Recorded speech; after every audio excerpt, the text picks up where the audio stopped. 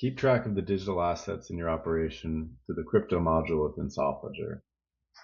The crypto module is broken out into these basic parts: coins, wallets, transactions themselves, and being able to upload transactions. And the idea is to be able to record the crypto transactional activity and convert it into journal entries that then populate the report. So you always get the financial impact from your crypto activity into your reporting. So the first step is always adding coins. Under the coins tab, if you hit plus new, when adding a coin, you can add, market traded, assets, Bitcoin through, anything lower tier. And when you add one of these assets, you can see that the accounting is taking place kind of behind that coin. So you have the asset account that tracks the value of whatever you're holding. A fee account as an expense account, like a gas fee with Ethereum. We break out the realized gain and losses into long and short term. So that's any liquidating transaction. We will look on a first in, first out basis by asset, by wallet to record the fiat equivalent of the gain or loss. So once I do that, I'll add this coin. I can now see it in the list here. This kind of serves as treasury management as well. So you can see your quantity, market value based on the rate that you have for this day, cost basis from the transactions, and then the difference between the value and the cost basis being the unrealized gain or loss.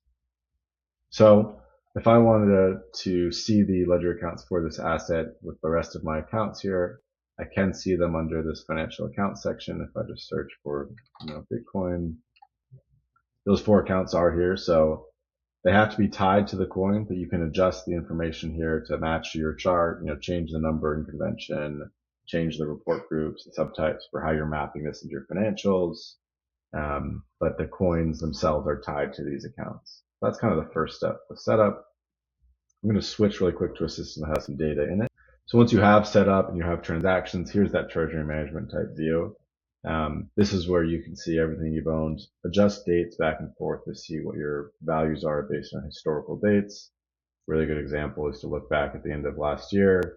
And then you can see, if you had to get this out and, get your mark to market valuations, you could do it off of this type of table. You can also see what's held across your different wallets. So after you've set up coins, your next step is really setting up the wallets where these things are held. So it could be an actual blockchain address. If that's, you have Ethereum on, in a DeFi trading wallet, you could set that up. It can be an exchange wallet, so Binance, Coinbase, etc. Or it could even be a cold wallet. If this is something you've taken to something like a ledger, you just need to set up a SoftLedger wallet to track the actual data. Once you have those things in place, the next step is actually recording the transactions themselves. So we break out transactions into 4 different types. Depositing is when you're, increasing an asset. That can be other types of activity like mining and staking or what have you. Withdrawal is any just straight reduction of an asset. Could just be that you're paying for an expense, whatever it might be, or you're exchanging out just to your bank account. Transferring is when you move an asset from one of your SoftLedger wallets to another. And trading is when you, trade one digital asset for another, Bitcoin for Ethereum or anything of that nature. With that, we have all the accounting that's kind of behind it here. You can see the dimensions are available, customer, vendor, etc. You always choose the geocoding. So when you deposit, you're going to be increasing, whatever asset you have. But where is the other side of it? So it'll be debiting, say, call it Bitcoin asset, crediting whatever you select here. And then all that information, I'm just going to cancel out of this, is then recorded into, the big digital assets table. The whole idea is to use this to convert to journals. So here's a journal of a crypto deposit. Looks like somebody used the Apple asset, and it came from just a standard, bank account, Wells Fargo.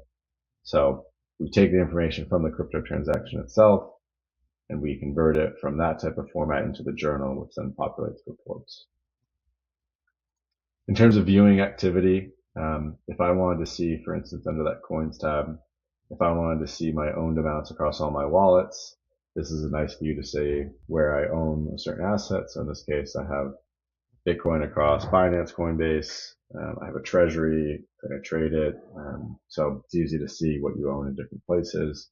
And then similarly, if you want to see the wallet view and see what's in a particular wallet, here I can see I have, Bitcoin, Dogecoin, etc. in this Coinbase wallet.